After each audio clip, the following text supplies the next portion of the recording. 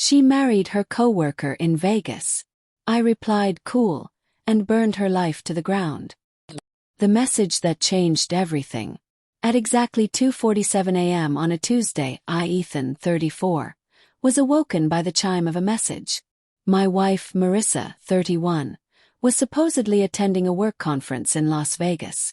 Bleary-eyed, I grabbed my phone expecting a check-in or a miss you text. Instead I got, "Just married Zach. We've been sleeping together for 8 months. You're pathetic. By the way, your limp D/K energy made this so easy.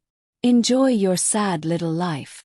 Attached was a photo of her and her coworker, Zach, proudly holding a marriage certificate outside a neon-lit chapel. I stared at it for half a minute. My heart should have been broken. But strangely I felt calm. Numb even. My only reply. Cool. Then I got to work. Operation shut down. See, Marissa was clever with her lies but absolutely hopeless with money. Everything, the house, the bank accounts, the credit cards, was in my name. Her cards. Just extensions of mine. She was an authorized user.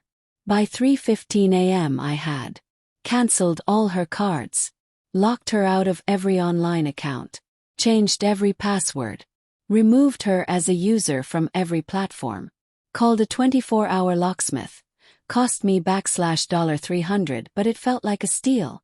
By 5 a.m. new locks were in. The garage code was reset. I took screenshots of everything for legal records. Then I crawled back into bed. The cops came knocking. By 8 a.m. pounding on my front door woke me up. 2 officers.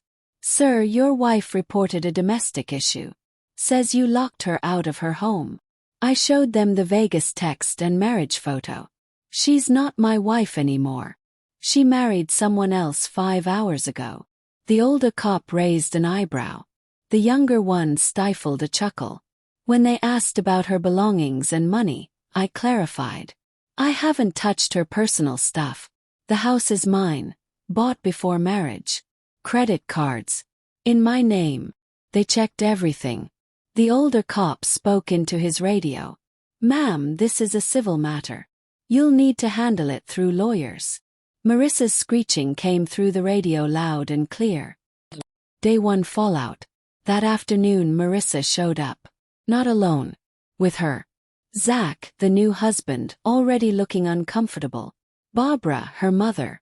Allison, her sister. Barbara threatened to call the cops again. Allison called me a controlling narcissist. Zach tried to posture tough.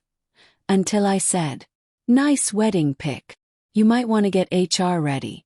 Pretty sure your company frowns on workplace affairs." See, their company had a strict no fraternization policy. Marissa called me financially abusive. I pointed to the neatly packed boxes of her stuff in the garage. "You've got 1 hour to take your things and go." She tried to pay for the U-Haul card declined. Zach had to cover it. His expression. Priceless. Legal moves and digital receipts. My lawyer called the next day. "You're going to want to hear this." Turns out Marissa was claiming she was drunk in Vegas and wanted the marriage annulled. She also said she was still entitled to my house because we were married when she left. My lawyer laughed. Not only did she commit adultery, she committed bigamy, and we have written proof. She's done.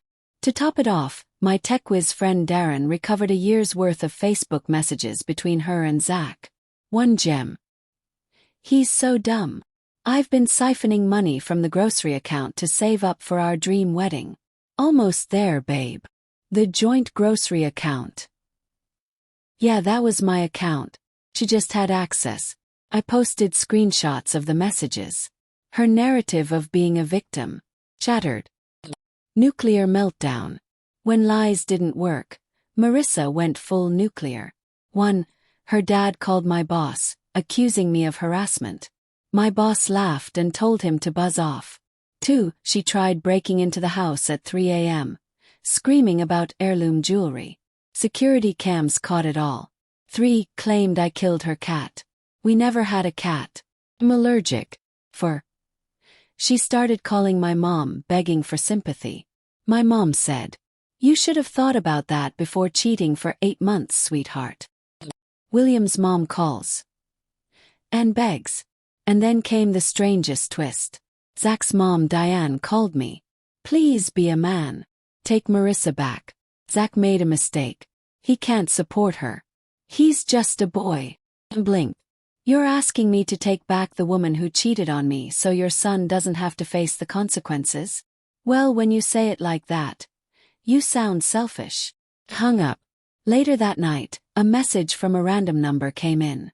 You ruined my life. Hope you're happy. I replied. I am actually. Thanks for asking. Blocked the number. Divorce court. Marissa showed up in a white dress to divorce court. Yes, really. The judge's face was priceless. Her lawyer argued she was under emotional duress when she married Zach. The judge asked, what was the duress exactly? He made promises. She believed it was her only option. My lawyer calmly stood. Your Honor, we have 73 pages of Facebook messages documenting her year-long affair and plans to clean my client out. The judge reviewed them. Then he asked, Ma'am, did you write? Can't wait to see his stupid face when I take him for everything. Her face turned scarlet. That was taken out of context.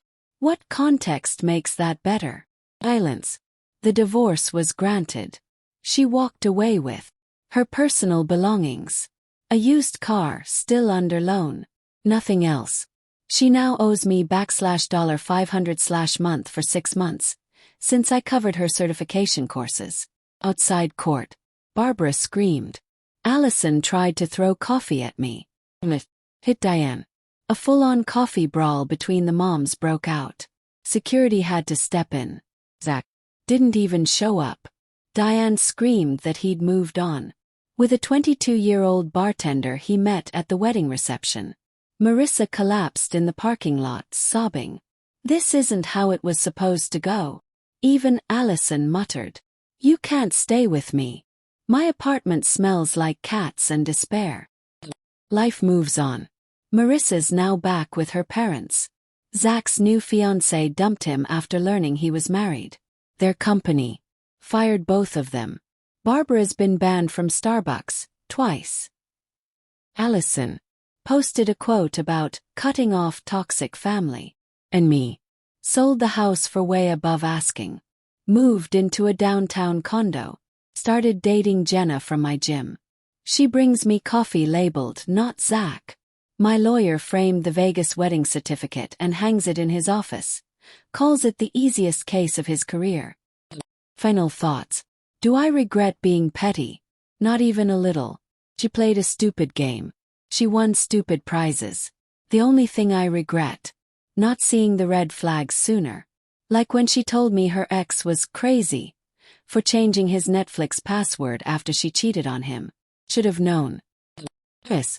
Marissa, if you're reading this, Diane called you a gold-digging succubus at her book club. Just thought you should know. Cool.